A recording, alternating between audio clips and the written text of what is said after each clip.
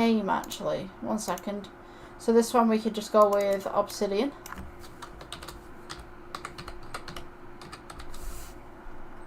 Yeah, okay.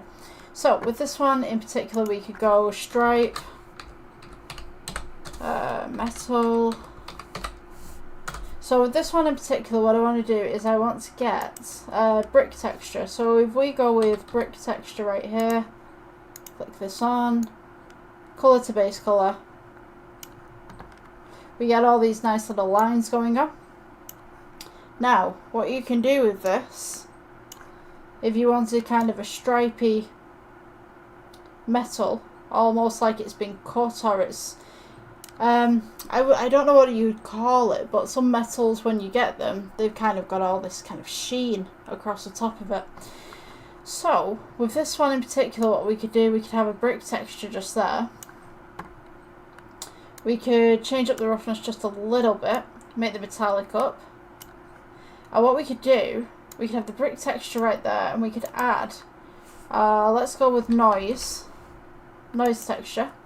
We'll place this one right here. We'll go colour and maybe into the metallic just slightly, oh sorry, into the roughness. So now we've kind of got these little bumps going on. It's kind of, this metal's got some imperfections going on. So what I'm going to do, I'm just going to scroll out of this, shift again, just move it up. So now we've got this nice little roughness going on. We've got this brick texture. Just going to go ahead and change up the metallic right there. What I'm going to do, I'm going to pull this up so you guys can see what's going on under the hood, so to speak. Let's go with colour ramp. Yeah, I'm going to go with colour ramp. Place this one right here. We go plus. Going to get it to kind of a nice little goldy silver kind of colour. Oh, when my computer plays ball. Kind of like a bronze. There we go. Right, so the metallic's up. I'm also going to change this black to more of a lighter shade. Let's kind of get some browns in there maybe. And this white right here, kind of make this some more of a goldy colour. And then we've got the silver as well that we can just adjust. Maybe give it some green. Maybe it's a metal that's started to get a little bit funky. So what we can do with this now, we've got the metallic all the way up. Let's see. We can add a bump to this actually. Maybe a bit of a sheen. So let's go with the add and we'll go bump. Bump texture right there. We could put the bump right here if you wanted to, between the noise and that, which will give us this nice little effect right here. It's almost like it's straight and these lines have kind of been put onto it. Alternatively, we could backtrack that. We could put the bump in here, I believe, and you could bring out this. Now if you wanted the two of these to kind of coincide, what we can do is we can go to add and we can go, I believe it's mix. So let's see, yeah, factor A, factor B. So what you want to do, factor A, you want the top line where we've got this nice little kind of brick texture going on. Factor B is this one where you're adding the roughness. So you can actually change that to factor B right there.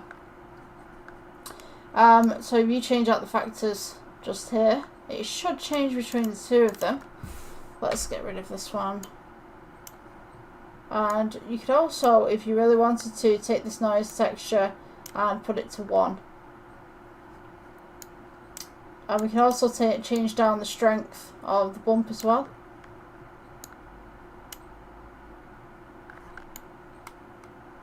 So you've kind of got this little kind of lines going across it and a little bit of a bump texture. Personally, for me, I don't really like this one. I just don't think it sits right, but if you wanted some sort of metal that had bumps going across it and stuff like that, I mean, totally up to you what you want to do with it.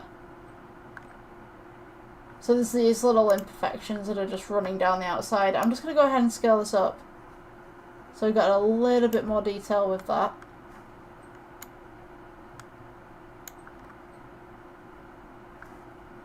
You could also, if you really wanted to, mess around with different stuff. So if I just put this as 0, just experimenting with this at the moment. So we've got a few lines that are going across. We could do row height. You've got distortion. So you see how some of the lines have actually got, I don't know how well you guys can see this, but let's try and just spin that round a little bit. You see how this has got a little bit of texture on it, this part doesn't. This has got texture, these parts don't. So this is a really kind of nice technique if you wanted some patterns. I think you'd be able to see it better there. So this is kind of like sci-fi kind of building and stuff like that. You could also do distance, make it a little bit more prominent. You could go ahead and scale it down if you wanted to, so you have more lines. You see where I'm getting at with this. It's kind of a trust the process kind of build on that one. So this one is striped metal.